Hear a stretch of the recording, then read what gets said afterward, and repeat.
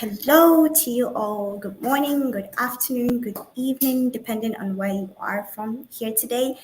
Welcome to the virtual event, Finding the Right Career Path in the Tech Ecosystem, hosted by Tech Career Unveiled. I am Mimi Aminu, and I am thrilled to be your moderator for today's event. Mind you, today we'll have a panel session which consists of 5 distinguished panelists who will share their expertise and insights on various aspects of building a successful tech career. We'll cover topics ranging from challenges you might face in your tech career or future trends and personal growth. Before we proceed, a friendly reminder that we'd have a panel session, and during that panel session, you can send in your questions in the chat box, and we'll ask them later during our Q&A sessions. And I hope you're very excited for today's event. So we can go on to listen to the national anthem for our opening speech.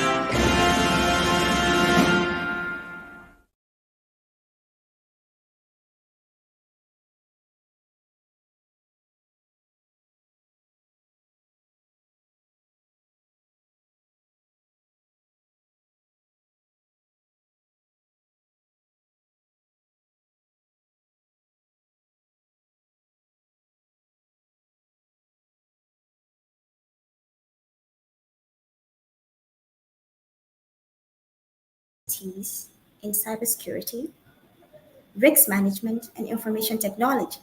He's also the principal consultant in NeoCloud Technologies and has authored articles on cybersecurity, cyberware, digital forensics, and e-discovery. Edwin holds various certifications. We're talking about Certified Digital Forensic Examiner, Certified Threat Intelligence Professional, and Certified Penetration Tester. So if certificate is what you're looking for, he's got it in spades. He's an associate member of the Association of Certified Fraud Examiners, USA, and has experience in both offensive and defensive cybersecurity strategies. Now let's give a round of applause for Mr. Edwin. Welcome.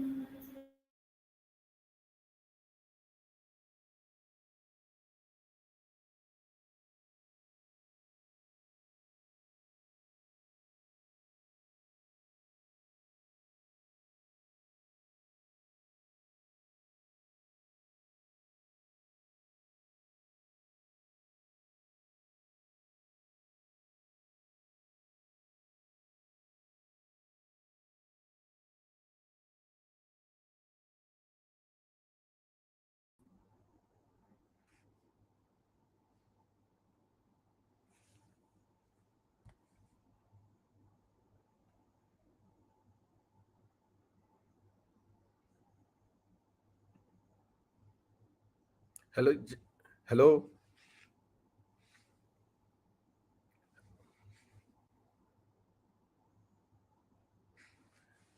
Hold on.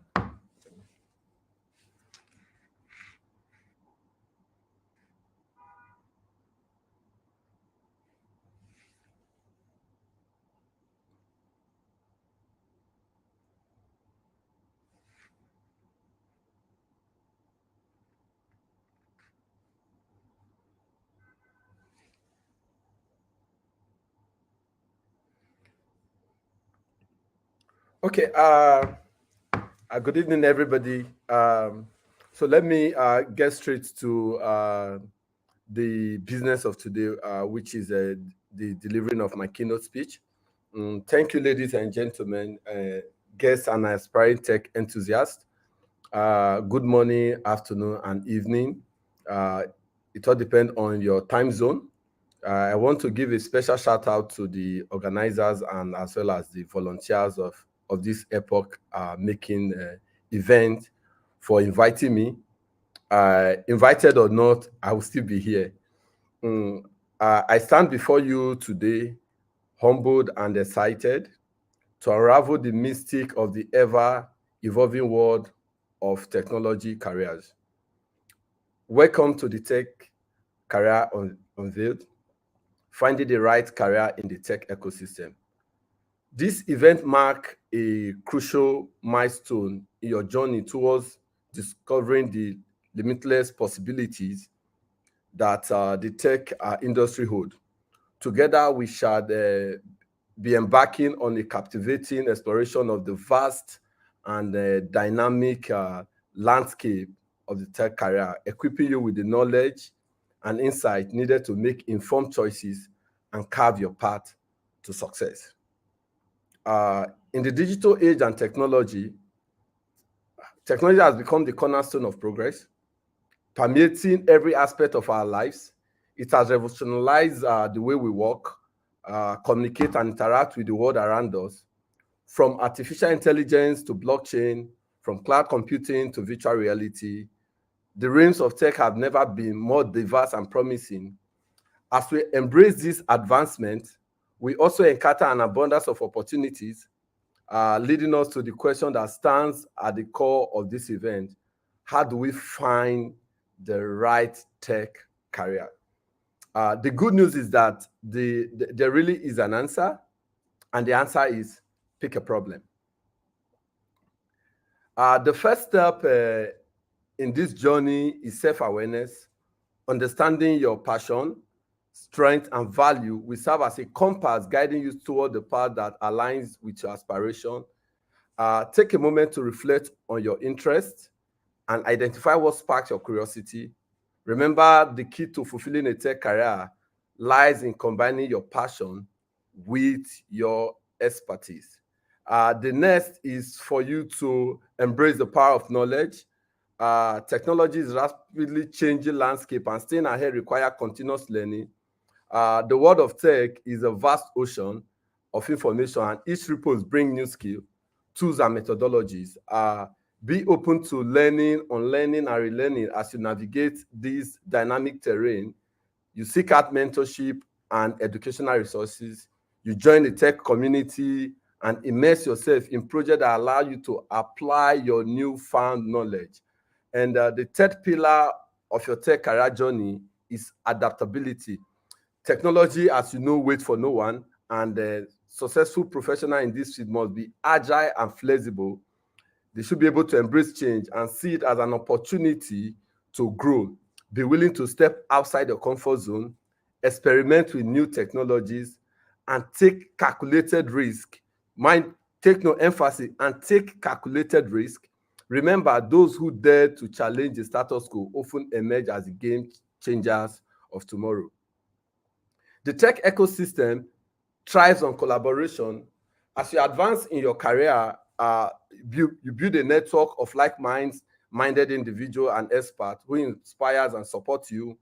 Participate in hackathons, conferences, and industry events where you can connect with professionals from diverse backgrounds and disciplines. Collaboration not only enhances your knowledge base, but also opens doors to innovative projects, career opportunity that you might never have considered. In addition to collaboration, diversity and inclusion are pivotal for the sustainable growth of the tech industry. Embrace the power of diverse perspective for the drive innovation and unlock creativity. As you step into the tech ecosystem, champion the importance of inclusivity and advocate for equality within the industry. It is true unity and understanding that will shape a more compassionate, equitable, and groundbreaking tech landscape. Finally, you have to be the architect of your journey. Define your success and celebrate your milestone. No matter how small, remember that failure is not the end, but a stepping stone to greatness. Embrace failure as valuable lessons that will empower you to rise to stronger, smarter, and more resilient. Your journey might not always be straightforward, but each twist and turn will shape you into the tech professional that you're destined to be. In closing, Tech Career Unveiled with the team finding the right career in the tech ecosystem is not just an event, but a catalyst for transformation. Today, we've started to peel back the layers of the tech industry, uncovering the vast arrays of opportunity that awaits you, armed with self-awareness, knowledge, adaptability, collaboration, and the determination to define your success. You are now equipped to set forth on your tech career journey. Remember, in the grand tapestry of technology, you are not just a spectator, but an artist who can weave your own story of success, embrace the opportunity, overcome the challenges, and let your passion for technology guide you towards greatness. Together, we will shape a future where innovation knows no bound and where your tech career unfolds as a remarkable legacy. Thank you, and may your journey be filled with discovery, growth, and unparalleled achievement. Thank you very much once again. Happy deliberations.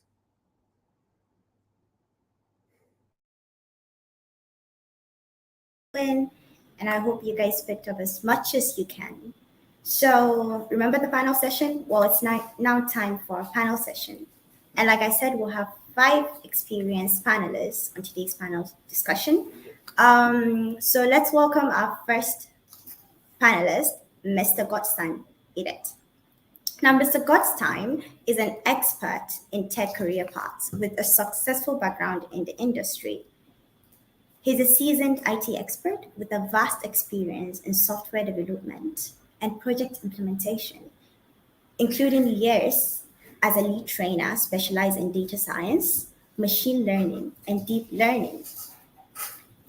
He has expertise in every facet of the IT industry with a major emphasis on analytics, design, development, implementation, and migration of large-scale and high-budget business transformation business. He works well with algorithm, data structures, artificial intelligence, machine learning, deep learning, and natural language processing. Have I also mentioned recurrent neural networks? Yeah, well, he does that too. So welcome, Mr. Edits. We'll now move on to our next panelist, and that is Mr. Tontex Etex. Mr. Tontex is a passionate product designer and project manager with experience adopting inventive methods to ensure proper project administration. Over the years, he has distinguished himself for his soft skills of design, damage control, human relations, sales and marketing, and developing strong team cultures. He has great analytical thinking and interpersonal abilities. Mr. Tontex enjoys initiating change, which is why he also earned himself the title of Minister of Branding. Let's move on to our next panelist, who is Mr. Abdul Haq Sule. Mr. Abdul Haq is a tech-savvy creator with a vast experience working with top brands. His background includes software engineering for web and mobile applications and human resource management with a history of branding strategy and interactive design.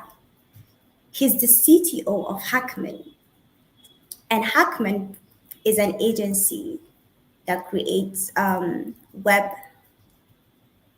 applications and also deals with digital marketing.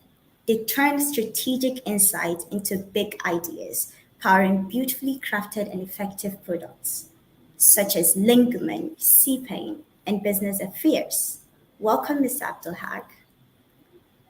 Our next panelist on the list today is Ms. Esther Agotor, who is a creative director with interest in social development, visual communication, and storytelling.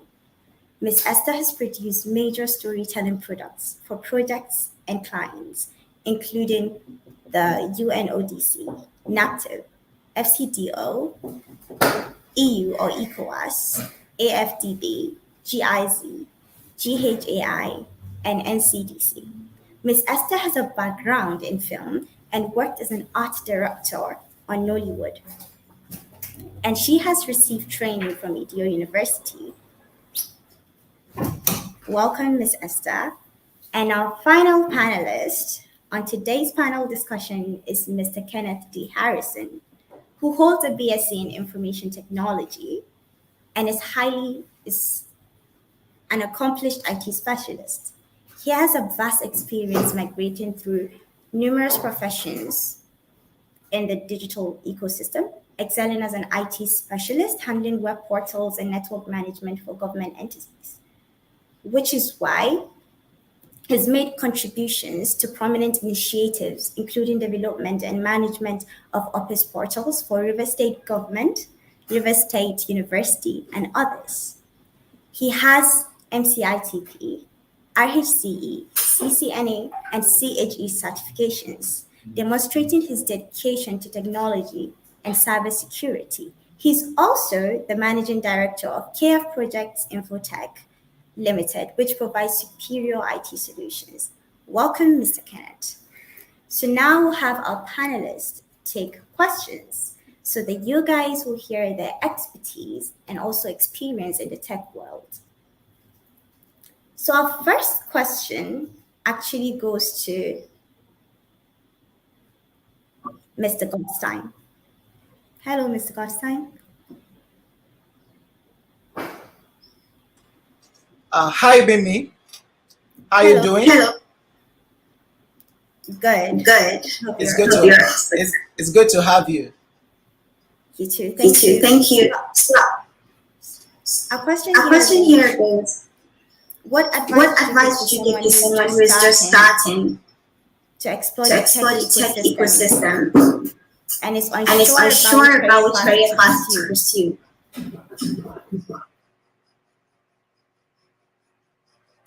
Okay. Thank you very much, Mimi, for the question. The advice which I'm going to give someone that is transitioning into tech is this. First of all, you need to explore the IT ecosystem. You need to explore the IT ecosystem and know there are various areas in the tech ecosystem. We have cyber security, we have data science, we have cloud computing, we have artificial intelligence, we have software development, we have networking, and a lot of it. We have UI, UX, and so on. So first of all, you need to explore the IT ecosystem and carry out a self-assessment. You look at what exactly is your strength, because we have the high tech and also we have a soft skill in the tech ecosystem. So you need to look at where does your skill or where does your strength will rely on. So from there, after exploring, now you coming into IT is not just because you realize that, person A is making $1 million in the tech ecosystem, then you want to come into IT. If that is your plan, that means IT is going to chase you out. Why? Because the first thing you need to have it in mind is that you coming into IT, you're coming in to solve problem. So everybody in the IT ecosystem, they are problem solvers. So you need to know that you're coming in to solve a problem first. And also after that, after exploring various areas, then you now pick a particular area. You know that, okay, my strength will rely on this particular area. Then you start carrying out your research on what is the career path with regards to that area. You can't just wake up and say, I'm doing cloud computing or a DevOps. Then you start working on Dockers and Kubernetes and the rest. No, it doesn't work like that. My final advice to anyone that is transitioning into tech is this. Just make sure that you get the basic, the foundation of IT. Know how the computer works first. Because I've come across with people that at the end, they said they've gotten certification from here and there. They just want mentorship. At the end, they can't even create a folder. And I'm like, what did you do? So you need to know the IT basic. Learn the basic before you start moving into the career path which you're choosing. Thank you very much. Thank you, Thank Mr. you, Mr. Constantine. Constantine. That's a terrific Terrific answer. answer. We'd move We've to moved Mr. to Mr. Context. Text. This one This is for one you. is for you. Hello. Hello. So, Okay, Mr. sorry. Okay, Context, can sorry. you share your Share your first? answer. Sorry? Sorry? Yeah, I can hear you. Yeah, I can hear you clearly. Okay. Okay. So, can you So share can your you share personal? good evening, everybody. Hello. Hello. Okay, Okay. hold on. Hold on. So, can you So share can your you share your personal personal journey journey of how you of found how the you right found the right career path in the feedback tech in tech industry and industry any and key any key learnings from learnings that that experience? experience?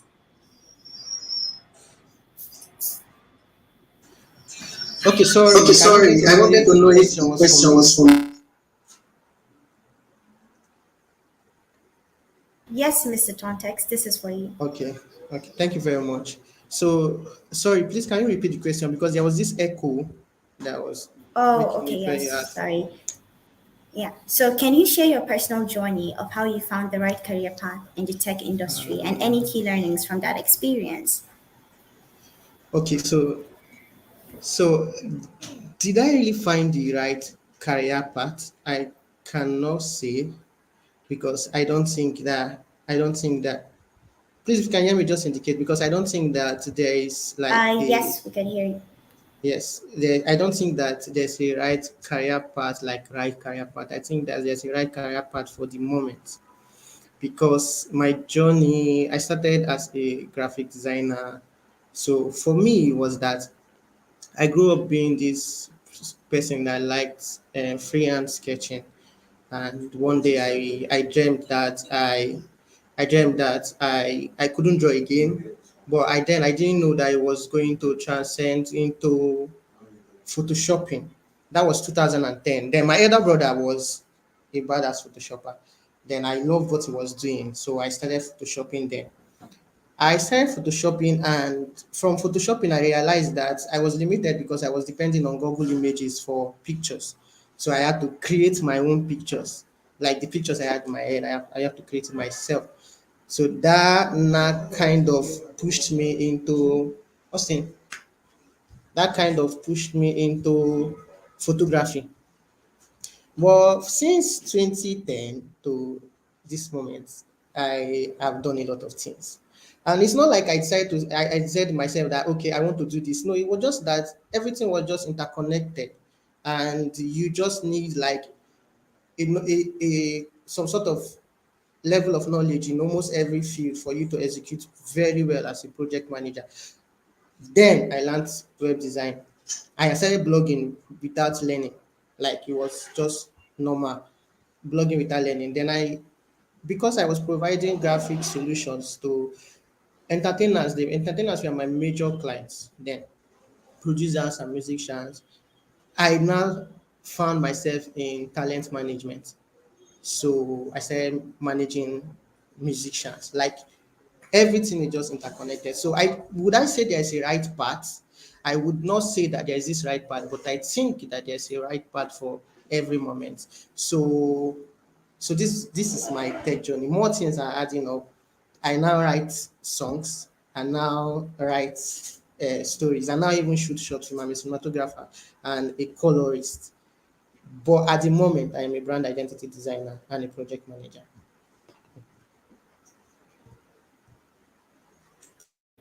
Well, thank you, Mr. Tontex. That is impressive and quite wonderful. And back to our audience, I hope you've listened well to what Mr. Tontex said, that there is only a right career, like at the moment, specific moment. So whatever you're doing now, you probably get your grabs around the tech world, tech industry. Now, our next question goes to Ms. Abdul Haq. And Ms. Abdul Haq, what are some of the most in-demand and emerging tech roles in today's job market, and what skills are essential to succeed in those roles?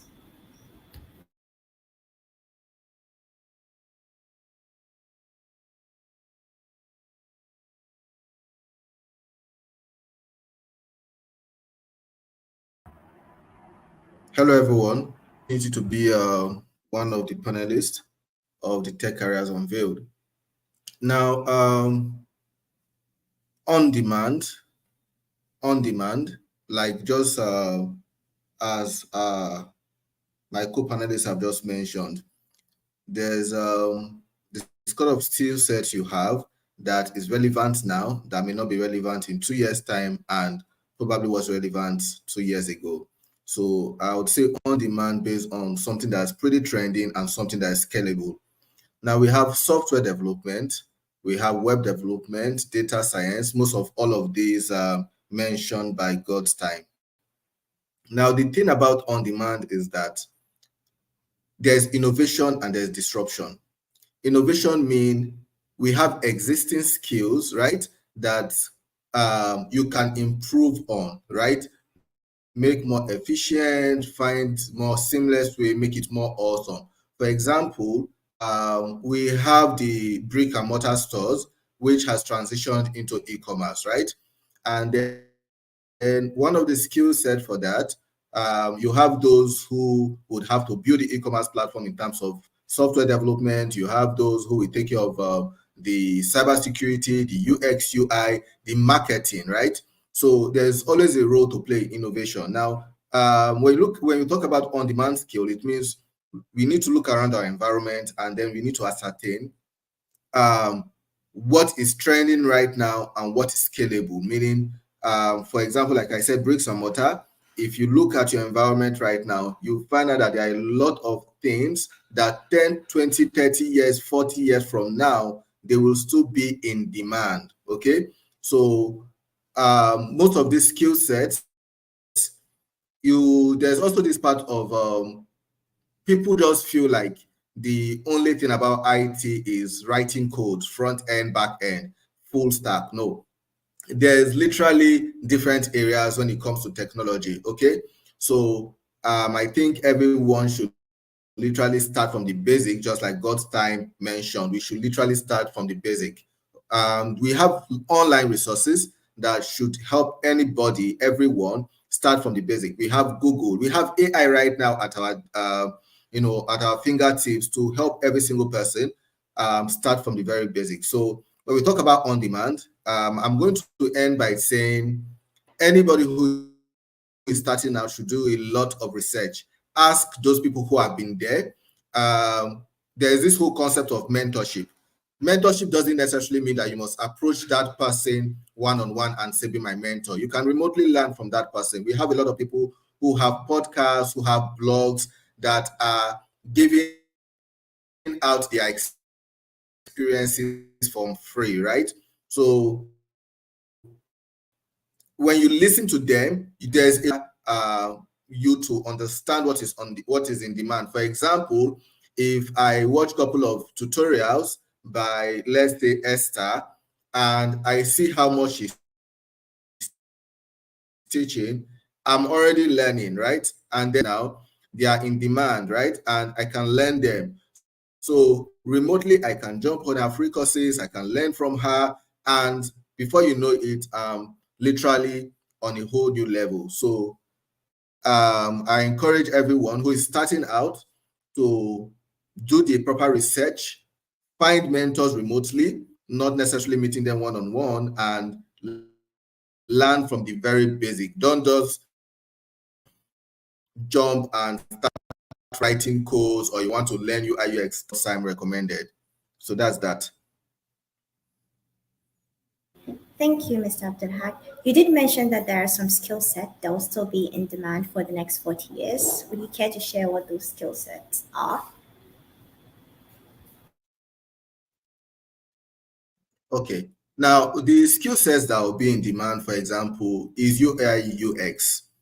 Um, but like there's a platform in Nigeria that everybody literally knows of, which is Naira Land. And Sheung has refused to innovate, right? Still using the same team, UI, UX over time. Now, people who have skills have built platforms that are relevant, and people are jumping on them. Now, we have the traditional banks that were refusing to improve on their user interface and user experiences. And fintech came in You have carbon, you have fair money, you have a whole lot of them, right? That are doing pretty well.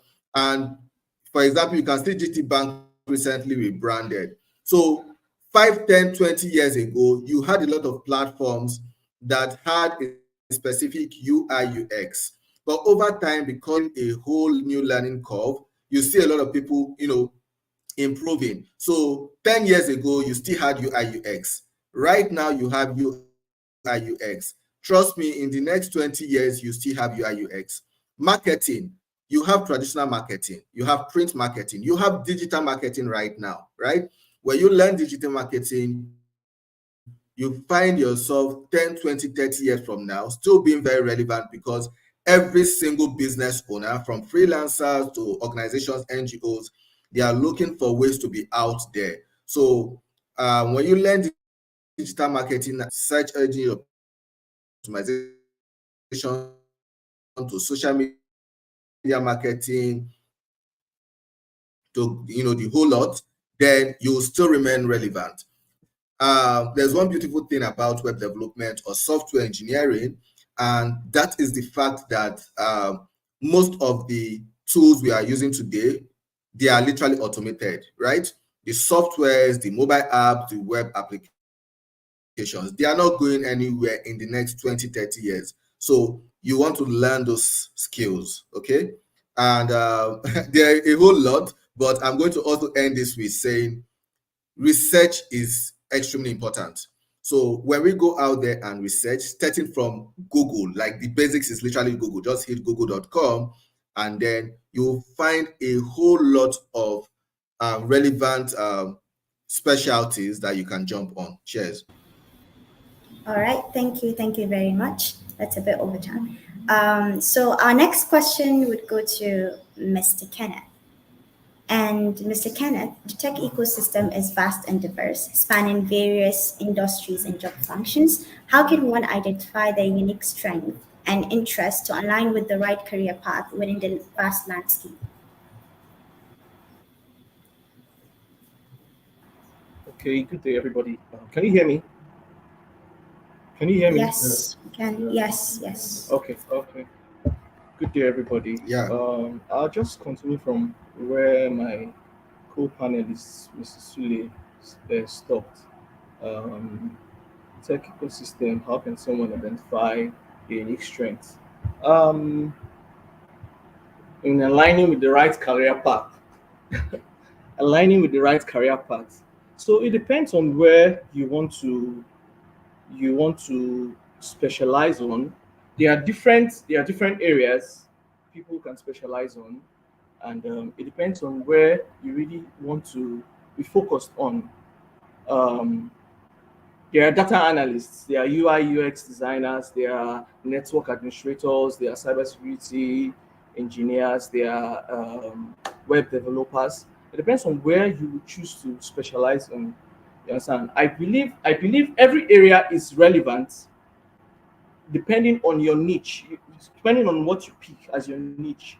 You understand? So if someone is thinking of delving into the IT industry, and probably you must have figured out a niche. Something must have caught your attention. I like this. I want to be this. I want to be this. So I believe that person should pick a niche. You understand? Because at the end of the day, a lot of people try to do a whole lot of so many things, and they are not really grounded in where they want to specialize in.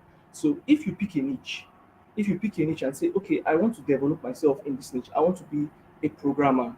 I want to develop myself in programming. What are the relevant programming languages I can learn? You understand? Even in programming, there are still different areas you specialize in. If you want to be a software programmer, if you want to be a web programmer, if you just want to be a front end designer, you pick a niche and say, where do I want to major in? You understand? A lot of people are so distracted with the crowd, and they just see a lot of people doing things and they want to do it. But if you are focused and you pick a niche, you make inquiries, contact people that have been in this field before. I want to be a backend developer. What are the languages I can learn that can help me improve my skills as a backend developer? I want to be a software engineer. What are the languages I can learn that can help improve my skills as a software engineer? I want to be a network administrator. What can I learn that can help me improve as a network administrator?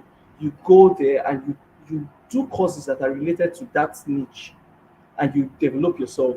Let me use myself for example. When I started in my IT quest, um, I never in school. I never liked programming. I never liked programming, but I was definitely forced to learn all these things in school. Do programming, do this, and um, learn all those languages. But I had a niche in mind. I had a specification in mind. Even while I was learning, even my job, my first job description was a web developer. You understand? I was already doing web development, but I had a niche in mind. I wanted to be a network administrator, and I also wanted to advance in that field. So I started developing myself in that field. I started doing courses that were related to that field. I started doing networking courses. I started doing CCNA. I did Microsoft certifications, IT professional. I started building myself in that niche, and at the point I discovered that even within that niche, that is just a that is just a phase. I started going at higher. I started doing other courses, cybersecurity. Everything I did was related to that my niche, network administration, cybersecurity. Even when I started doing DevOps, it was still related to that area. I started doing I learned shell scripting. I learned some other programming languages, Python and other things. And I started developing myself in that niche. I wanted to build myself in that niche. There are other people that come up as web developers. They want to be web developer. What do you want to do within the web developer space? Do you want to be a back-end developer? Do you want to be a front-end developer? You look for courses. You talk to people that have been in that space. So I want to be a back-end developer. What are the programming languages I can learn? Should I do Java? Should I do PHP? Should I do React? Should I do Node.js? You look for things that are within that niche. I want to be a data analyst. What are the things I should learn within data analysis? You understand? Should I go for Tableau? Should I go for Power BI? Should I go for Python? Because Python is also a very good requirement for data analysis. You build a niche and you get tutorials, get courses that will build you in that niche. Look for mentors that will carry you along in that niche. You understand? YouTube is a very good resource. I think YouTube is one of the best resources that people can have for free. You understand? Whatever you want to learn that you have been focused on. Hope I've not overshot my time. Whatever you want to learn that you want to learn that you have built a niche for, you can get it on. You can get tutorials on that space on YouTube. Go there, search for whatever you're looking for. I need courses on programming. I need courses on backend development. You go there and you search for courses there. You can go on Udemy. You can go on other platforms. I believe this platform also offers tutorial services too. You can go there and look for courses that are related to that niche and be focused in that niche. It's all about building that niche and being grounded in that niche. You are sure that you know your A's and your T's and your dots on that niche, and you are satisfied. You're grounded on that niche. I don't know how to really put this, but you're grounded in that niche. Get a niche. Get a niche for yourself. Get a niche for yourself. Develop yourself on that niche, and you can proceed from there. Thank you very much. All right. Thank you. Thank you. Thank you. So, Miss Esther is interested with social development. So now we'll have the next question for Miss Esther. Miss Esther, so diversity and inclusion are critical topics in the tech industry. How can individuals navigate their career path while ensuring a commitment to promoting diversity and equality in the workplace?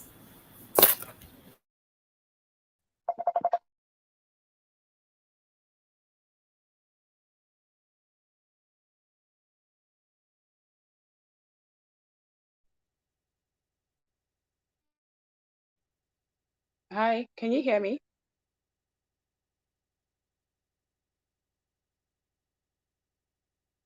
Am I audible? Okay, great. Yes, Okay, you are. all right. Thank you so much, Mimi. I'm going to try to make this as brief as possible. Um, hmm. So creating that balance, I would say it really starts with like deep reflection. I mean, I believe we've heard like bits and pieces of everything I'm going to say from my colleagues here. Starting off with deep reflection, proper planning, like just taking that backseat, right, to really think about what you want as a person and what you want to achieve within the social scene, the type of impact you want to see first before deciding if you even want to delve into the tech space is the first thing.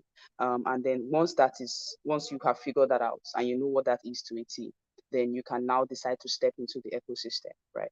But the ecosystem is not like a template per se. It's not a one size fits all approach, right? There are different steps you take.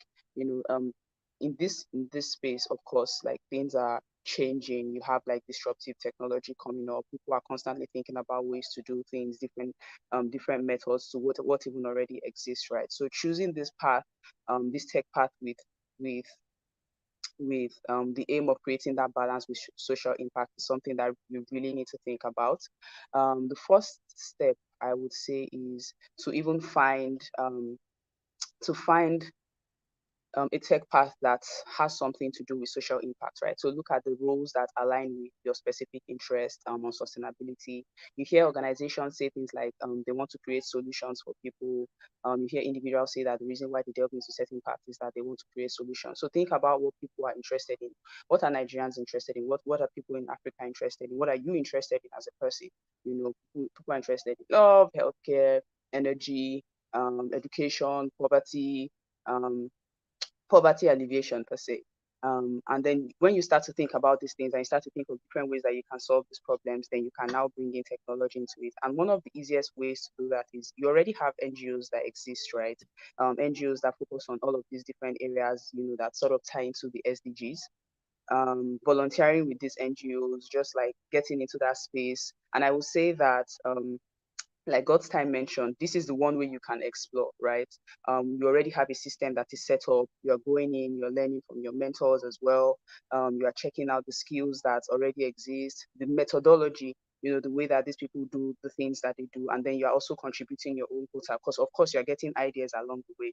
And when you are in this NGO space, as you're learning, you're also looking at the tech part of things. You're looking at areas like web development, data analysis, app development, and you're also like thinking about systems, ways you can create, I would say strategies, that can help them make things better. So if they say that their goal is to help a particular community achieve, maybe 30% reduction in hunger, they already have a style of doing it. You can start thinking of how you want to bring in ideas that can help them get to that point faster, right?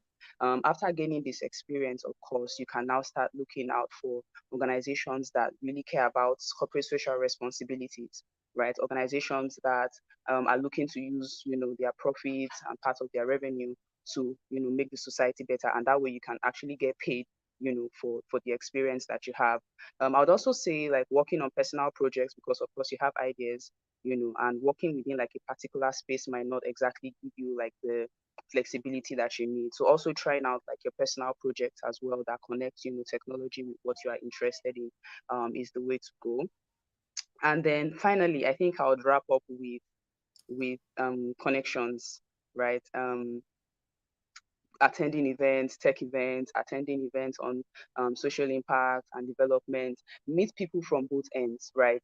People that will tell you what they are doing now, will constantly just keep you refreshed, on the things that are happening in both worlds. And of course, even while you're doing this, you'd also get opportunities to like collaborate with more people and do more work, right? Which also expands like your horizon on that front, and you're able to try out more things. I'm really just going to conclude on this note, but I would say that it's also with consistency, right? Consistently trying things out and consistently staying updated on things happening in both worlds, right? And of course, just continue to push for the change that you want to see, which you must have defined from the beginning, and definitely be able to create that balance.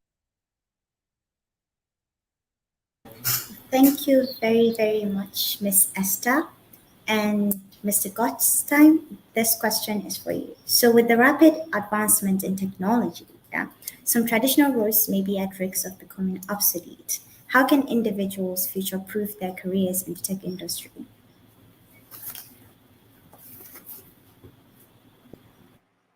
Am I audible? Yes, you are. Yes, you are. All right. Thank you very much. For the fact that with regards to rapid advancement in technology, you know that IT is actually the only uh, sector. I would say the only sector that is not stable. You are actually you've been grounded with a particular set of skills. Maybe you are a web developer, or you are a data analyst or thereabout. You've been grounded with a particular. Let me use example as a data analyst. You're good as a data analyst. You use Excel to analyze your data, and that is just the only tools you've been using. Right now, we've advanced. We've left the aspect of just using Excel in analyzing data. We have storytelling tools like Power BI. We have Tableau, and also you going into Python, you can use Matplotlib and Seaborn. Now, if you are just relying on Excel, you will be obsolete. So therefore, what you need to do is that within that, you know that, okay, you say you are a data analyst, you've actually taken, this is your niche. In that your niche, there are new things that are coming up, and whereby it could actually help in getting the tasks done quickly. So what do? You need to, that's the trend within that niche. So you need to upskill. You need to upskill yourself and try and get that. Let's say you are learning, you need to upskill to learn Power BI or Tableau and all of that. That's for me. And also one thing, I let me just say this. I was a network engineer. I started as a network engineer thereabout. Before I even did a fiber optics, I realized that, oh, this not, I need to move to network engineer. I did networking. From there I learned programming. From so I don't really in all of this, I've been able to execute projects that are running on live. So it's not just, I'm not just learning this and jumping away out of, no. In a particular setting of the IT sector, you just need to be well grounded with that particular aspect. Then if you are to upskill, you now look at, okay, I've known this other aspect. Yes, I can. Okay, maybe I'm a graphics designer. Yeah, I can actually do more. I can start going into web design. I can start using some soft skill like let's say WordPress or thereabout. Do you understand? So all these you don't just stay one place that this is I'm comfortable with this particular area. No, that means you'll be left behind. So you need to try as much as possible to upskill.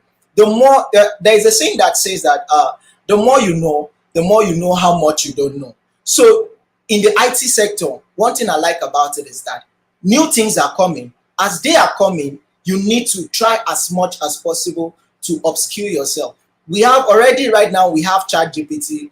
That's an AI powered application. Are you going to say, I need to sit down and waste a lot of time in writing content and all of that? You can actually do this where a lot of AI powered applications are there. So you can start learning those tools to get your tasks done, time driven and also efficiently. So thank you very much, Mimi. Thank Thank you, you, Mr. Gostan. Gostan. That's amazing. Amazing. So for the So next for the one, next, we'll have the panelists share their experience each for the next for the next 25 minutes. Sorry, that's five minutes per panelist. But before that, I want to tell the audience that while they're sharing their experience, you can take the time to send in questions through our chat box. And then we'll take a Q&A session after our panelists are done. So let's go ahead and start with Miss Esther.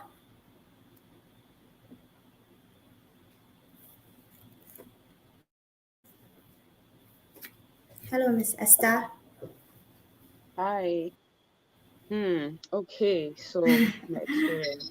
I think I'm Yeah. going to actually brief. I started off as an intern, um, an illustrator, where I just was trying out. sketching, drawing, and from there I actually moved into like interpretation of briefs. I remember my very first project was having to illustrate an educational video on investment, finance and investment. And it basically just took me from, just drawing what I could see in front of me to actually like conceptualizing things. Um, and just being able to also demystify it, like making it very simple, right, for the target audience. And then from there, I started to combine it with design. I started learning about tools. And it's quite interesting to not get stuck, just like you just heard, to not get stuck in one particular place. Because I remember I started off with Photoshop and I was like, oh my God, this is the best thing after sliced bread. And then I just continued on that path. And then like you start to meet with different clients that will demand for things, that is sort of outside that particular part, and you have to learn. So from there, I had to learn how to use Illustrator. I remember when I created like this illustration, and then like it was like pixelated, right? It wasn't clear, and then the client wanted it to be like expanded. He wanted it to look good, and I just didn't know how to do that, right? So I had to learn how to use Illustrator. I was able to learn how to create vector images. And from there I started to go into deeper things. Oh, so now you have to learn how to make your illustrations move, right? After that, you have to now learn how to narrate, like create a narration, an entire story from all the images that you have put together. Because sometimes you might receive like complex brief, like extremely complex and scientific briefs that all the client wants you to do, right, is to take that complex information that they have and to make it like accessible to their target audience. So imagine you're taking something from, let's say, the EU, right? And they are trying to pass a message across to like someone in a village somewhere. You have to take that information, the science behind it, and you have to break it down. You have to make it visual. You have to use like simplified language. That started to break down design for me. From design, I started to go into storytelling, right? Learning things around copywriting, things around script development, storyboarding, and just being able to pass across, what we're trying to say, but also like the systematic approach behind it.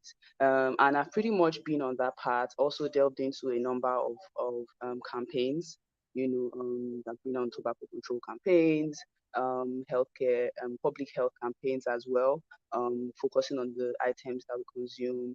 And just one of the things to also note about expanding your knowledge is like you might have gained experience in one area. Let's say you've gained experience in healthcare, right? And then somehow you're just pulled into like maybe politics, right? And then you now have to like go into that field again and do like thorough research, understand what it's about for you to even be able to interpret that. So over time, after like delving into storytelling, I've had to go into like different fields, different areas, and different sectors. To be able to interpret client briefs, to be able to carry out, storytelling campaigns and produce products that, have gotten the clients to the point where they desired in terms of communication with the target audience, both stakeholders, at the top level and even at the grassroots, right? So that pretty much sums up my experience. It has been interesting, not always blue, because there are times when you get to certain points and your client actually expects you to already understand this thing, right? Which also just draws again from what my colleague said earlier. You have to like constantly get into like different areas, like keep expanding, keep networking, keep having conversations, checking out what exists, and keep building, keep upskilling, right? Because like different things are coming your way. And that has really been like a lesson, for me, on my own journey. Well, thank you, Miss Esther. That was really inspiring. We love a woman in tech.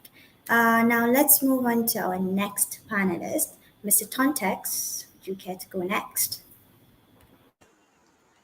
Okay, good evening, everybody. Again, I like the great. So I'll just go straight. I didn't plan to venture into tech at all, but like I said earlier, I was more like an artist. Like I love drawing, but I realized that at the point I lost my drawing skill. I can't really explain that. But then that was more like an introduction to Photoshop. This was in 2010, so I started Photoshopping in 2010. And my elder brother was the graphic designer in the house. So I loved what he was doing. Then I wanted to try after he's done. So there was this particular day I spent the whole night trying to design just one thing. And I was super proud of myself when I was done.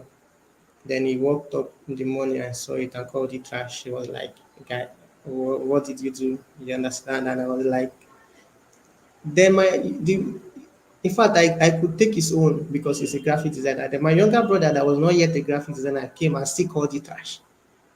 Then I was really like something that I am super proud of.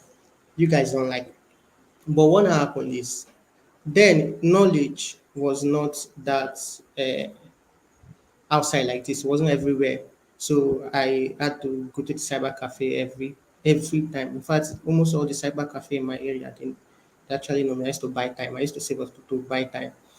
Then I started taking pictures of people's flyers on the streets to recreate them. The beautiful part about this thing is art is spiritual. So there are some times that I would sleep and dream like I'm being taught Photoshop in my dream. Then I would now wake up to attempt whatsoever I saw while sleeping. So it was so beautiful. But like I also said the other time, it transited to beyond loving design to using design to solve other people's problems. So I started designing for graphic for artists, using it to solve problems. Then solving problems became a thing. I realized that design was just a tool to solve the problem. But what I craved was solving problems. So I started entering the back end of musicians and other creatives. So I entered talent management. I was able to work at the back end of a lot of artists, the ones that are popular now, and the ones that are still growing. Very, very, when I mean very popular people, they are the ones that are very, very popular now. It all started from back. So the chain is from graphics to photography to web design to publicity to talent management to storytelling, then songwriting. The only thing I have not ventured inside is music production. I know I cannot sing, and I would not even try it. I should instead run the back end for people that can sing. But then the common thing in all these things is solving problem. But what I thought about last year was to move from this creator point to the guy who brings in the money, because all our point is trying to move. We are trying to move as creatives. We are trying to move money from point A to point B. So it's now beyond knowing how to create. It now transits into pitching. You understand? Pitching. So pitching now teaches you soft skills like choice of words and uh, confidence. So the fact that you can stand like at this particular point, I've trained myself, irrespective of your size, no matter how influential you are, I've trained myself to be that kind of a person that if I am sitting with you, I am showing no fear. But then there you can see honor and respect. I feel like this is one part that tech people need to learn.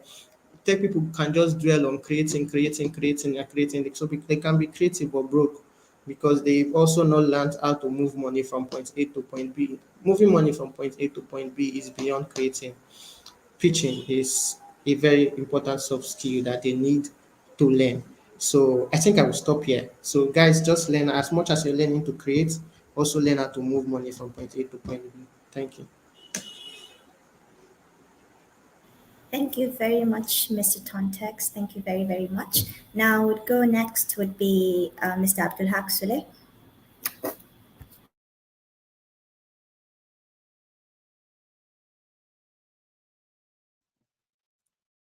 Okay, thank you so much. Wow, it's been exciting listening to our fellow panelists on their tremendous journey so far. One of the, I know we are meant to actually just talk about um, our experiences and how we started and how we've gotten to where we are right now. But I can't help but, to a very large extent, connect with what some of our panelists have already mentioned. Like Tontex made reference to exploring several skills. And the beautiful thing is about my story is the fact that often what most people don't realize is that skills learned in one tech field can literally be applied in another field, right? And for example, problem solving, logical thinking, and coding skills, these are actually transferable across various domains.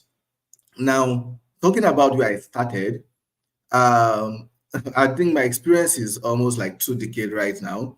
And it started off with me just being very inquisitive about learning. I really love learning. I love learning. Now, my first email address, I remember when guests will come to the house and they'll give me gift, financial gift, and I would go out to a cyber cafe. I did not know how to do anything. That was like many, many, many years ago. So I would sit down and whatever the next person is doing on their computer is literally what I'll be doing. Like I'm just copying what the person is doing. And basically, it was literally just copy and paste. I watch them, I do what they are doing. I watch them, I do what they are doing. And that was the time when we were still buying time, when we had cyber cafes. So you go, you buy time, 1 hour, 2 hours. So I was just spending all my little change, I got as gift. And so that got me more excited. So when learning how to use computers, then I didn't really understand that it's something that I'll end up being part of, like being a techie. So I just knew I love learning. Now I ended up learning a whole lot of things: creative designs, interior designs, even tiling, plumbing, um electricals. I even wired houses. Like University of Port Harcourt, I remember one time there was a project where a hostel was built, and myself and one other guy, we actually handled the wiring, just two of us. Like, that's how much I was really being very creative. So fast forward to my university days, I found myself still stuck between, doing things with my hands, like I said, electrical, carpentry, plumbing, a whole lot, and still trying to use computers. So when it was time to get into university, my dad asked, "What do you want to study?" And I said, "Well, I want to study computer science." Now, he wanted me to study engineering because he saw that I was very good with my hands, right? And then he like, go and study engineering. So he wanted me to put in mechanical engineering. Now, when I got to buy the jam form, I now put in computer science as my second choice without him knowing. It was supposed to be first choice engineering, second choice engineering. I put in computer science, and lo and behold, I ended up getting into University of Port Harcourt to study computer science. Now, while studying computer science, I still was not feeling like I was going to really be a techie. I was thinking I was going to now be into entertainment at that point. Why? Because I found myself working in a club as a PRO, and back then, I was rolling with Two-Face Idibia, Mike Isroye. So I was just doing a lot of things in entertainment. I thought I would do music even, and I still did not realize that tech was going to be my calling. Now, at the end of the day, I think by the time I finished my university, I had someone who really saw how very creative I was, and then he literally invested in me, where I went for human resource management trainings and I got certified as a human resource manager. Then I got my first job as a human resource manager managing people. That was when I realized that managing humans were literally the worst thing that could ever happen.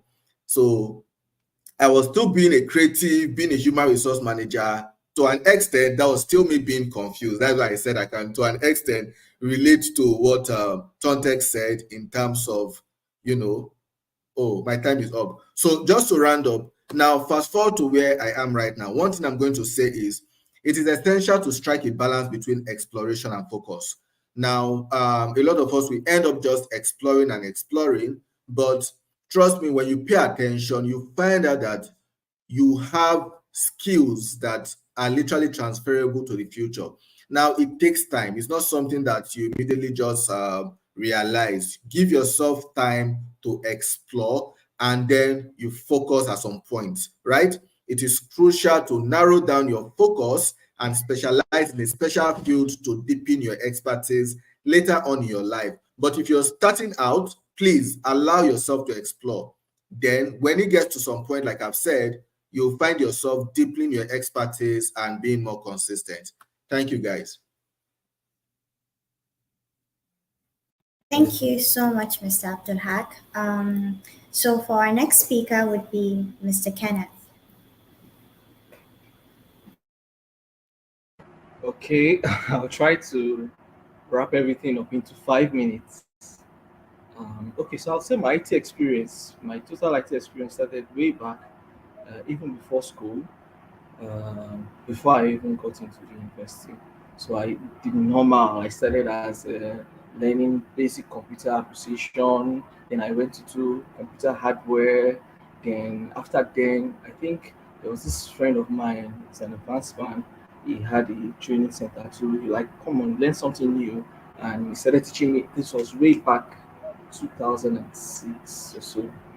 He started teaching me HTML, VB, Visual Basic, the whole entire the Visual Studio, Visual Basic 6.0 then. So that was the first programming language I learned. First programming. I started doing Visual Basic, Visual C++, and all of that.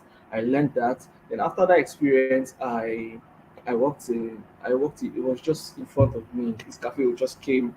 I started working there. So I used that to also build up my networking skills. I remember I built the trunking system with them and everything, and I worked there. I got that basic understanding of basic networking, cloning computers, and all of that. And after that, I worked for one other company, CDPL. So when I got into CDPL, I got into a totally different phase again. I was still not an undergraduate. I I got there. I told them I was already a web developer because I was doing basic HTML and all of that. Then I met this guy Benga, and I started learning PHP. I started learning stuff. That was where I got introduced to CMS applications.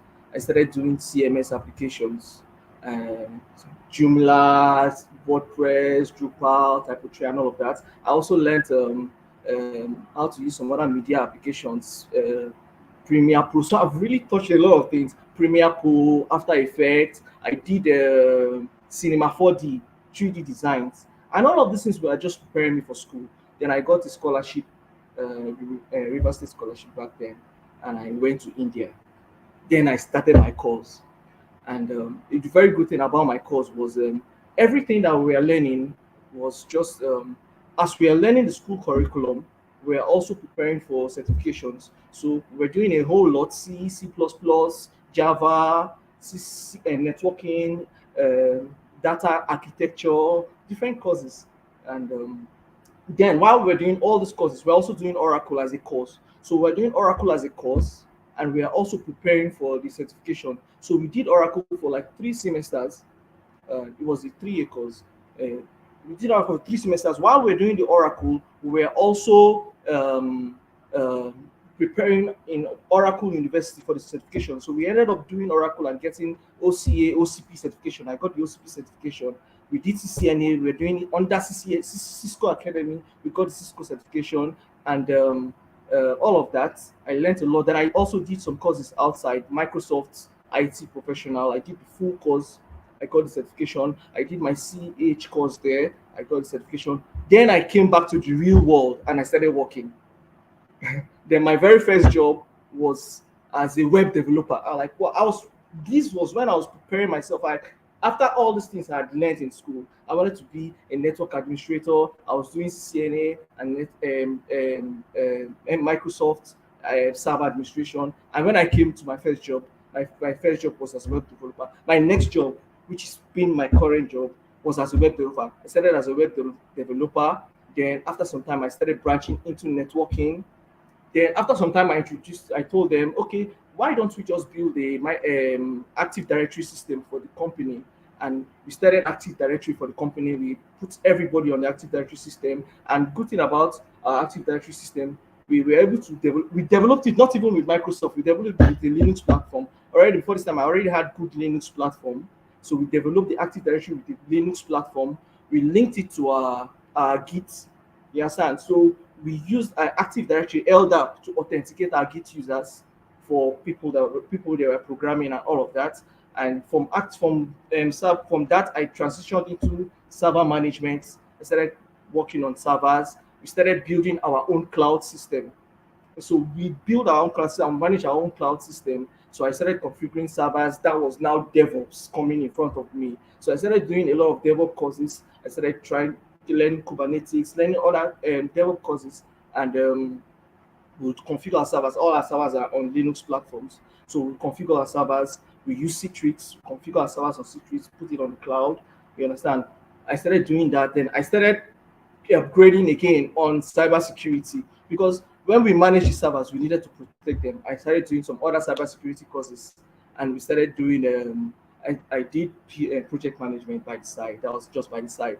I started doing cybersecurity courses. So now, where I found myself, I can't even say what my job description is because I do a whole lot within the company. So I still assist the network guys. I still do server management. I still do cyber security at the back end. I still configure cloud solutions. You understand? I still develop web portals. Very important. I still develop web portals like on a full scale. Understand? On the other web company that I work for, I still develop the current website for River State University. I still develop that. A previous one for the River State government. I still develop that, and so many other web portals. And now I have ventured into um, cyber security full scale while I still do the DevOps and I'm so like I'm a cybersecurity specialist. So I provide solutions. I can't really go into details. I think I don't have the time for that. So I provide solution advice and let me just stop here. Let me just stop here. Let me just stop here. Let me just stop here. All right. Thank you very, very much, Mr. Kenneth. And then we'll have our final panelist, Mr. Gotstein, share his experience too. Okay, thank you, Mimi. Mr. Kenneth, I'm really even inspired with your all your journey with regards to where you've how far you've gone into becoming what you are right now. Uh, yeah, it's really really inspiring. It's great. It's a great one. So for me, I've been into tech right from I was even in a technical. I went to a technical college. That was my secondary school. So there is electrical, there is mechanical, there is either commerce department and so on. And also we had computer department. I was fond of the color that the computer brings. So I was like, okay, this is a bit soft for me. So let me just be in the computer department. So that secondary school days, we're just playing around and just learning basic Microsoft Word and thereabout, just to play around with the computer, but nothing much. After then, I went to the university, though I didn't go for I didn't get admission into a conventional university. At this point, I will tell everyone that I've not been taught by any lecturer. So I went to National Open University, as let's say an online university. So, but everything which have been or what have become all through, it's self-taught, self-development, based on the fact that when I see a particular problem, I want to go into it and see how I can solve it. Now, I was in computer science department, that's information technology. One thing I did was during my 200 level, I didn't even know what I was even doing. I was just in the department and I didn't even know what I was doing. But when I got home, my mom had this computer system in there. She has this computer system which is not even functioning. So one of the things I did was since I'm already in IT world, so I need to explore. I brought down the system. I dismantled it. I loosed all the nuts, and I started getting to know. Oh, this is the motherboard. This is this, and just trying to know things about how. Oh, this is cathode ray oscilloscope and all of that. So I just got that basic knowledge. From there, and one other thing, I started learning programming, though I went to a school to learn programming and also networking. Actually, we paid for networking, and programming was a free package for us, and it's more programming that I'm more into right now. So after learning those basic skills, whenever I go to my mom's office, I will see her climbing. She works with, I think her department is where they store books and thereabout. So from there, I will see, I'll just look at it and say, like, imagine why we can just collapse this whole building. I can just collapse this whole building into a software. This is a space that is wasting, and they are using it to store books. Why can't we just create a system that will store this information? So my mind was like, okay, definitely God's time. When any company or any government agency you are going to work for, you're going to develop a system for them. From there, I started. I increased. I upskill my skill in web development. So I started seeing how to learn how to create a web portal and thereabout. Funny enough, I had an opportunity with New Cloud. From there, they was like, okay, God's time, can you build this system? I was like, okay, yeah, I can actually build the system. Fine. I started building the system, and I had some collaboration. People started coming in, and that was how we built a system for Imo State government, and also we deployed the system for Taraba State. From there, something I was narrowing myself down to just one agency. I'm now exploring various government agencies and thereabout. We started building a system for other states, other federal government agencies. From there, I became the lead software engineer, and also I have skills in networking. So that gave me a upper advantage to be able to even create a local server whereby those applications which we built could actually run on a local network. So my passion has gone to data science, artificial intelligence. So in summary, right now I'm even collaborating with some IT experts in India to develop an AI powered application. So it's a whole lot. One other thing about me is that I love mathematics. So whatever I'm doing, I still fall back at the back. I'm always going back to that and develop, just prepping myself on mathematics. That has been a very big factor, which for me. So what I can tell, in summary, what I can tell the general public right now, or my viewers out there, is this: you just need to have patience with wherever you are in the IT sector, or have patience, build yourself, keep growing. There is a lot of opportunities. When the opportunity comes, you will just be amazed. So just keep developing yourself in that particular area. Then, if you know that, one thing about it is this: I try as much as possible to learn a particular. If I'm a software engineer, I need to know my onions. I need to know that whenever I'm being called upon, I know where the bodies are buried, and I can actually call up those things and it will work for me. So know that particular area that you are learning in IT very well, at most 90%. So thank you very much.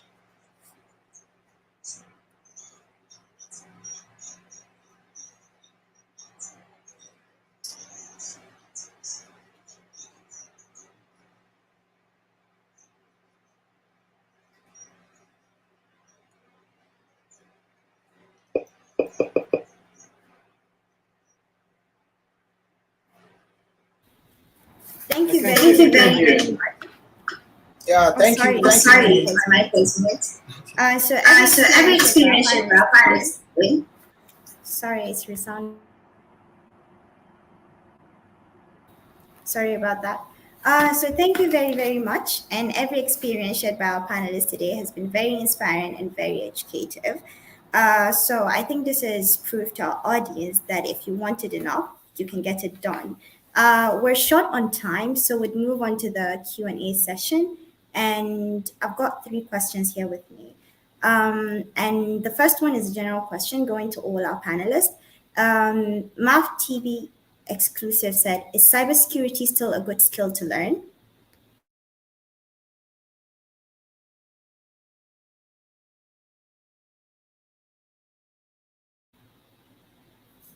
So, Mr. Kenneth, you can go ahead and answer if you'd like to. Okay. Um, Definitely, cybersecurity is a good skill to learn, but it depends on where you're coming from too. Yeah, because cybersecurity requires some basic foundation in some other areas before you can really be a good cybersecurity specialist. At least you should have a good idea of networking. You should have a good idea of programming. You understand? You should have a good idea of programming. You know, a lot of people, it's very funny. A lot of people just, there's so many softwares out there. So a lot of people just pick up softwares to make one or two stuff. They call them, sorry to use the word, but that's the word. They call them script kiddies. And so they just pick up softwares. This software can hack your Wi-Fi. This software can do this. This software can do this. You understand? But they don't really have a good understanding of what they are doing. You understand? But if you intend to be a good cybersecurity expert, specialist, you need a basic understanding. First of all, you need to understand the whole computer architecture, understand how the computer works. Then you have a good understanding of networking. Then you have a good understanding of programming because you can't run away from these things. You understand? You cannot run away from these things. You have a good understanding of. When I started learning cybersecurity, it was easy for me because I already had a good understanding of networking. So when they would play around with things like that, I would understand. I had a good understanding of CCNA, Cisco, playing around with Cisco routers. So I would understand. I had a good understanding of basic programming, and I knew what I needed to learn to advance that skill. Yes, I knew what programming languages I needed to learn. I would advise if you want to major in that area, areas like things like shell scripting are good advice for you while you learn cybersecurity. Shell scripting is a good advice. Python is also a very, in fact, Python is one programming language that you can use for almost anything. You understand? You can use it for cybersecurity. You can use almost anything web. You understand? And the very popular one now. Then it was backtrack. People used to use backtrack, upcrack, backtrack, upcrack, and all those other softwares. But now it's there. It's just one tool enclosed into all. It's Kali Linux now. If you can go look for tutorials that you can learn how to use Kali Linux, it's a very good foundation for you. I can't really recommend courses because there are so many courses, and it depends on what you want to do. You understand? If you really want to be, it depends on what you want to do. If you really want to be a cybersecurity expert, if you want to be a ethical hacker, you understand? And obviously, the intention must be for a good purpose. You understand? Because people just learn it because I want to learn it because I want to exploit this person's system. I want to learn it because I want to exploit this person's network. I want to learn because I want to hack this person's phone. That is not the good purpose for learning things like that. My intention for going into that, in fact, I never even intended to go into that, but because of the role I found myself, um, I had to start learning it. I was managing servers, I was managing web applications, and these applications needed to be protected. So I had to upscale. I had to get to learn all those things so that I could manage all those applications. Let me stop here. Thank you very much.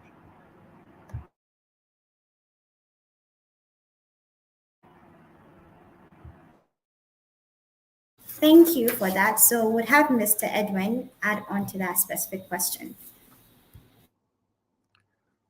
Okay. In regards to the question, the one of the audience asked if cybersecurity is still very, very important. Is it's just like him asking a question if our physical security architecture in our countries is very, very important. So cybersecurity plays a pivotal role around the ecosystem. In this context, across all divide in the whole IT ecosystem, irrespective of where you want to major in, whether you want to major in, let's say, for example, UI, US, data science, you want to focus on web development, whatnot. The cybersecurity component cut across those various sectors. Let's say, for example, uh, a crime is committed and there was a trace of a photograph to that event. That's in the area of graphics. But with cybersecurity, there's what we call the EXIF data. You can be able to use it to EXIF the location, EXIF the devices, to be able to know, to help your investigation. That is one component of it. People build web applications and all of that. So the developers who write this code, they may not be able to understand the vulnerabilities behind those code that they're writing. Some code might be prone to remote injections and all of that. Even in the area of data scientists, you want to be a data analyst, you want to be a data scientist, you should be able to understand the integrity of those data. If those data have some kind of malicious code that's been written in them that can act as a backdoor to your system or your host machines. So cybersecurity is a key in the school of IT. Cybersecurity is a core course, not an elective. So it's a key component that, irrespective of the field you find yourself in IT, it is always good to have cybersecurity component attached to it. So it's a must, it's a core course if you must graduate in the school of IT, irrespective of the domain you are. Even if you want to go into content writing, whatsoever, you should be able to detect and check the integrity or the whole uniqueness of any application you want to run. So cybersecurity act as the watchdog, the gatekeeper, irrespective of the career path you find in tech. Thank you very much. Thank you so much for that, Mr. Edwin. So we'll have Mr. Brown take in our next question. And the question is by Ayo Abdulaziz. Ayo is asking, what is the best approach to take when applying for an internship?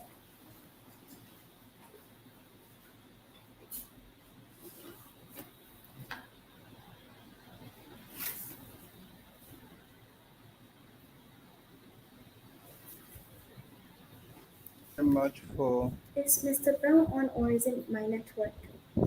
yeah. Hello everybody. I can't see him. Thank you very much for that question. My name is Mr. Brown. I am a head of research and training for new cloud technologies. Now I'll answer the question in two ways. One, as regards to new cloud technologies. New cloud technologies, when it comes to internship, we have a preset standard for running our internship program. First, we have to confirm that this person intending to be an intern has put in some personal work, both what you've learned at school and yourself personally. So there is a certain standard that we set. If you meet up that standard, I'm talking about new class standard. So if you meet up that standard, then we can consider you for our internship. But generally, since we're talking technology, it is actually advisable that even if you want to intern, usually people always say when you want to do internship, conventionally, you have to go there. It's a place for you to learn and get industrial experience. Now, what happens is that they come with nothing. They just come as a tabula rasa, nothing at all. So they want to be spoon-fed. They want to start from scratch, and they say that's internship. But what the internship program is all about is about you having learned to some certain extent. Then you now come and get an industry-based experience that will help you apply practical knowledge or how it is obtainable in a corporate setting to what you've already learned. And that's why at New Cloud, we set a standard. When you want to apply for internship, we want to see how far you've done with yourself. How have you developed yourself? What have you been able to articulate all through your period and years in school?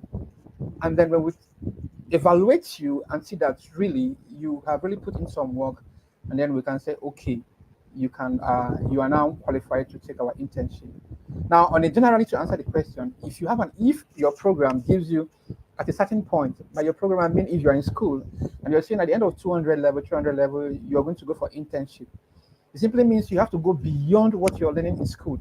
Since we are talking technology, you have to put your personal effort, learn more, improve yourself more.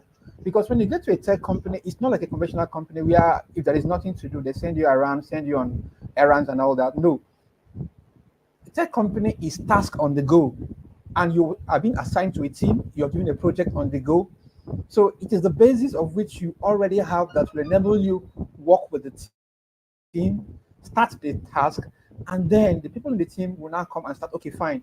Since you can do this now, do this and do this.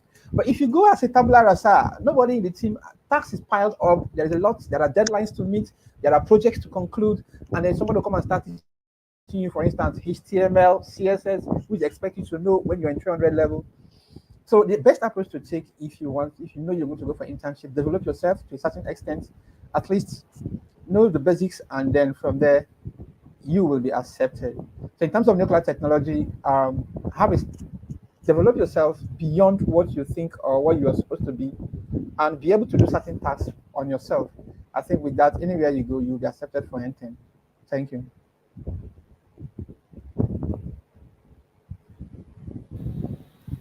Thank you, Mr. Brown. But a few more questions for you. So, Marv TV exclusive is asking. So, then will NeoCloud walk me through the basics if I want to learn cybersecurity from them?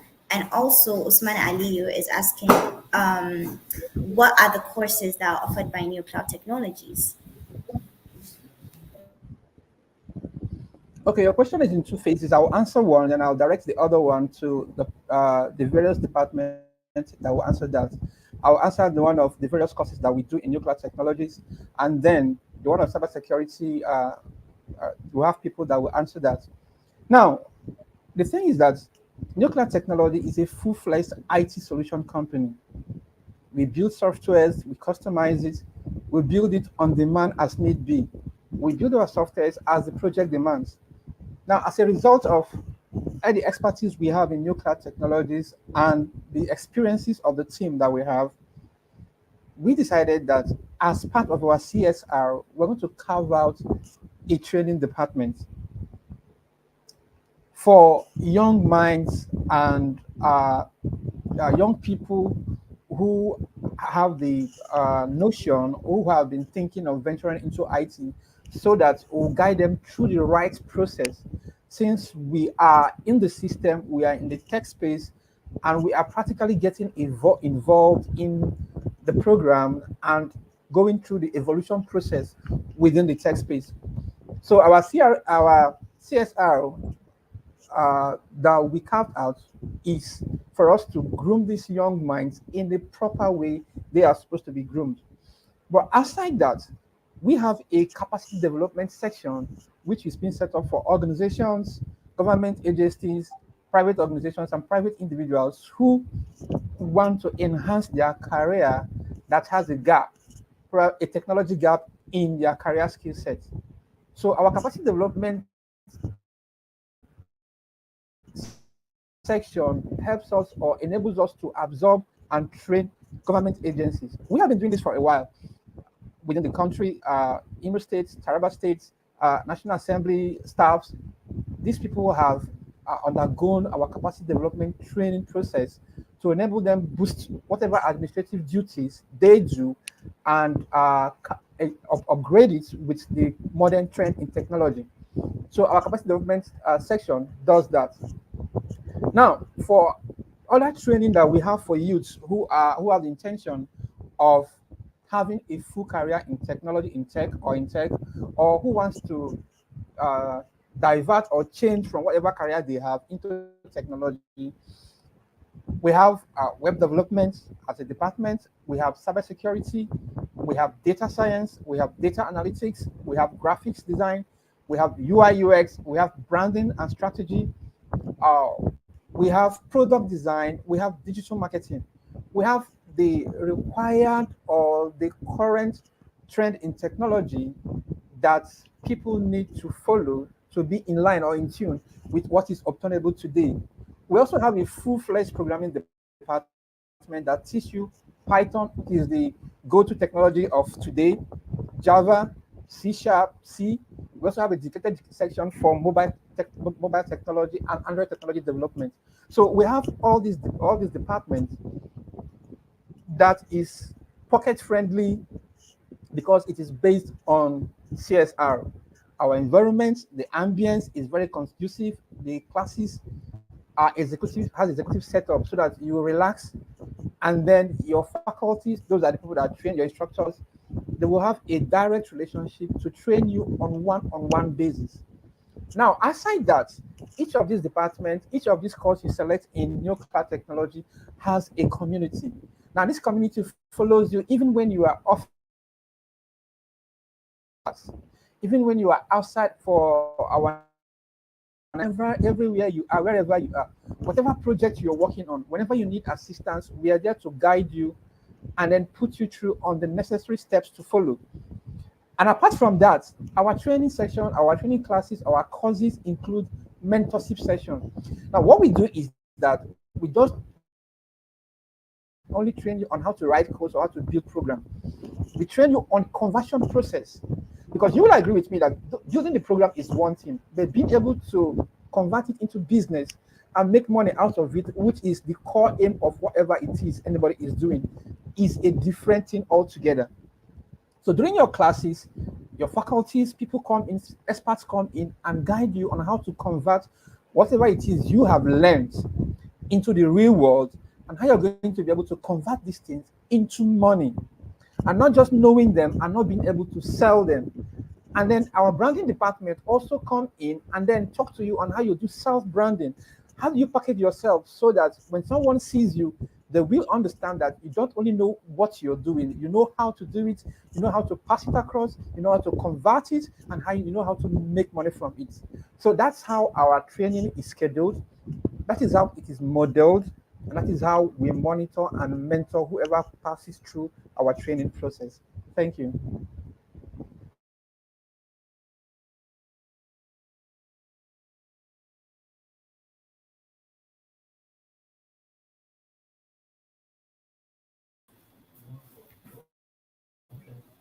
Can you guys hear me?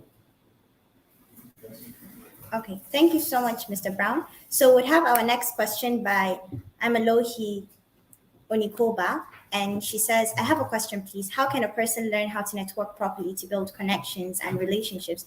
And this has already been answered by Miss Esther, where she said, sorry, let me just read this one out. Miss Esther said, first, understanding why you want to network is key. If you're searching for mentors or colleagues to share your ideas with or opportunities for more work, once you know this, you can start with your circle, friends, acquaintances, and attending events. When you meet people, brief intros work, sound bites that tell the other person what you do and the value you bring. The rest of the conversation lies with you discussing about specifics in your field and hearing from the other person. Actually listening to them and contributing valuable ideas in the conversation is a good way to ensure that you're able to connect with them again in the future. I hope this helps. So that was our response from Miss Esther, and we're actually short on time, so we'll start rounding up. We'll now invite our conveyancer of this event, Mr. Jerry, who is a performance-driven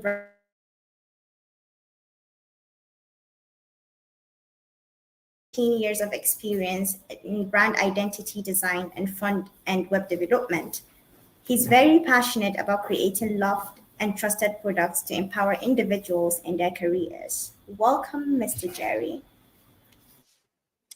Thank you so much. I'm actually very overwhelmed by how the outcome of this event and the questions that we've been getting and the responses as well. So to wrap this up, let's remember all I'm going to say is that let's remember that tech ecosystem is a vast and full of opportunities. Like one of my mentors used to say, the sky is actually very wide for everybody to fly. Don't actually feel like you are limited to a particular space. If you actually think that a particular location is actually full and you're not excelling in that particular space, what you can do is using the blue ocean strategy, you can actually move to your own space and create a particular niche for yourself that can actually drive more opportunities for you. So now I hope that we actually gained valuable insights into finding the right career paths for yourselves. Now remember that the journey doesn't end here. Take the knowledge and inspirations you have actually gained today and use it properly to prepare yourself towards your next steps in exciting world of technologies. Embrace the challenges, stay curious.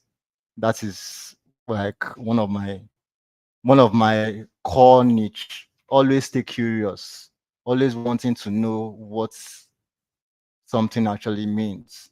So it keeps and keep learning so you can actually shape a remarkable tech career ahead of you. Best luck to everybody, and I would actually use this opportunity to invite Mr. Brown over. So Mr. Brown is actually the head of training and research here in Neo Cloud Technologies, and he also has a lot of vast experience as well too on software development, and he's also a software engineer by profession. So Mr. Brown is going to give us a little brief about what Neo Cloud is and also round up the event for us for today before we actually close. Thank you. So let me invite Mr. Brown over to do the wrap up of the event for us.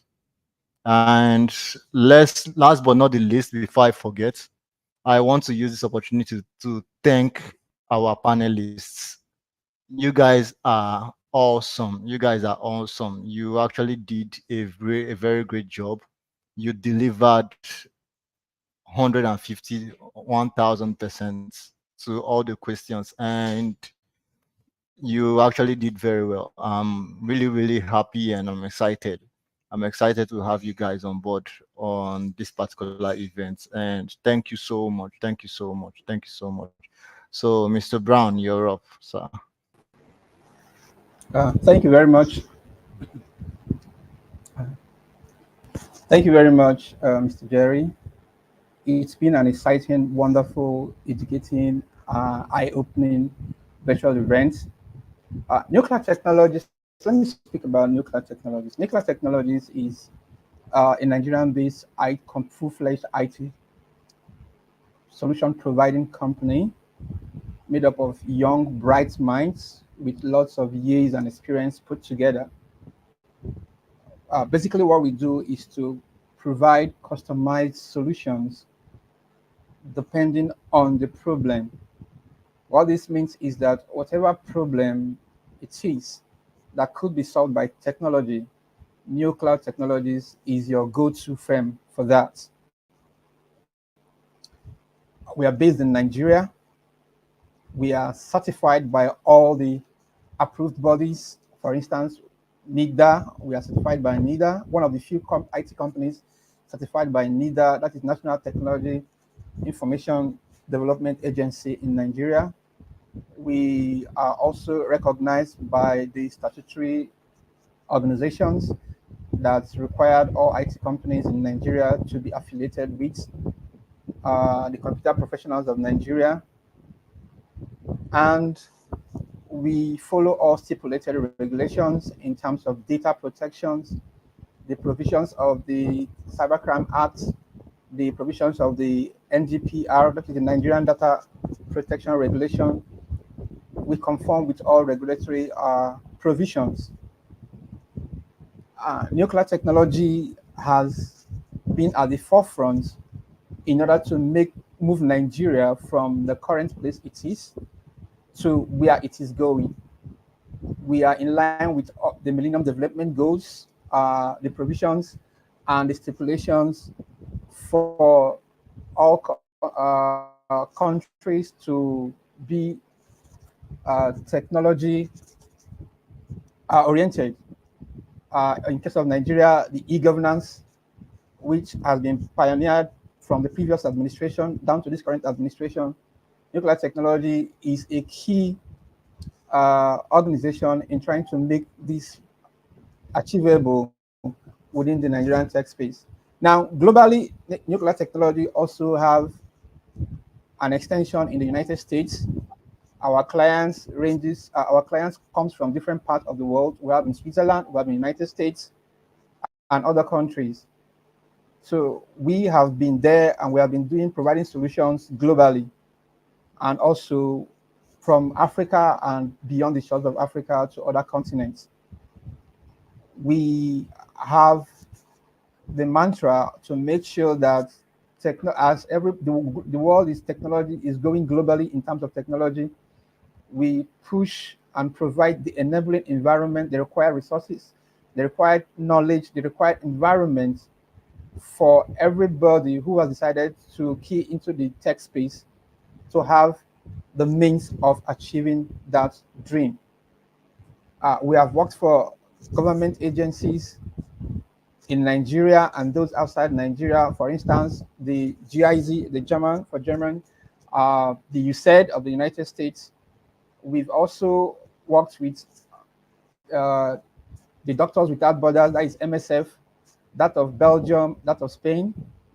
These are just to mention a few persons that have actually relied on us and who believe in what we can do and have seen what we deliver firsthand.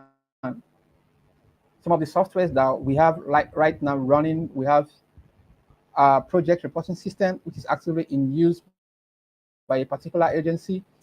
We have for health, we have EMR and other various applications and softwares that is currently in use.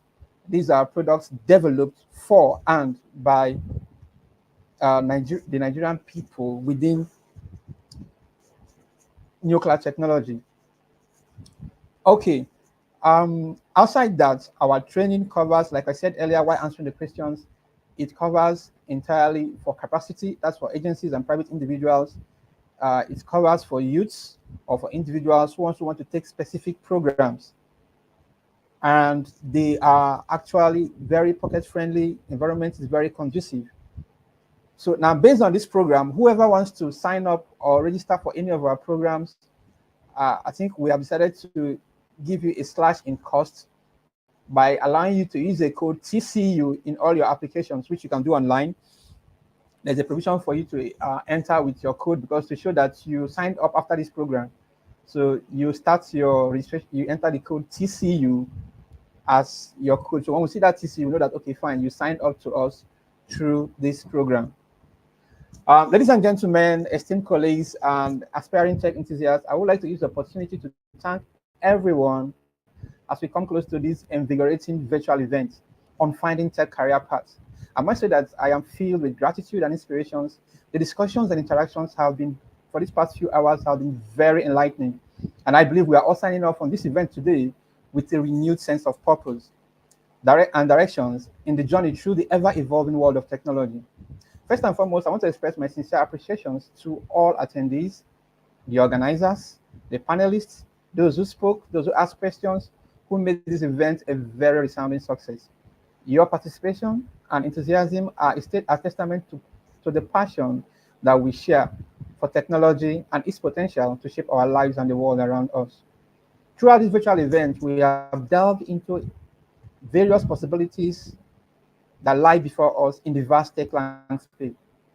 We've explored diverse career paths available from software development, data science, cybersecurity, and of different areas of groundbreaking technology. And this, we believe that with our vigor, our determination, our curiosity is going to pave way for groundbreaking achievement, and we're going to create more equitable tech industry for the future. However, as I conclude, I want each one of us to have one thing in mind as we leave this virtual event: the belief that our potentials knows no bounds. Our passion for technology and dedication we bring to our craft have the power to transform not only our lives, but also the lives of countless others around us. Together, we will continue to shape the future of technology, and I have no doubt that the brightest days lie ahead for all of us. I encourage you all to seize the opportunities, embrace challenges, and stay true to your vision. Thank you all once again for being part of this exceptional event. Thank you, and may your tech journey be both rewarding and fulfilling. Thank you very much.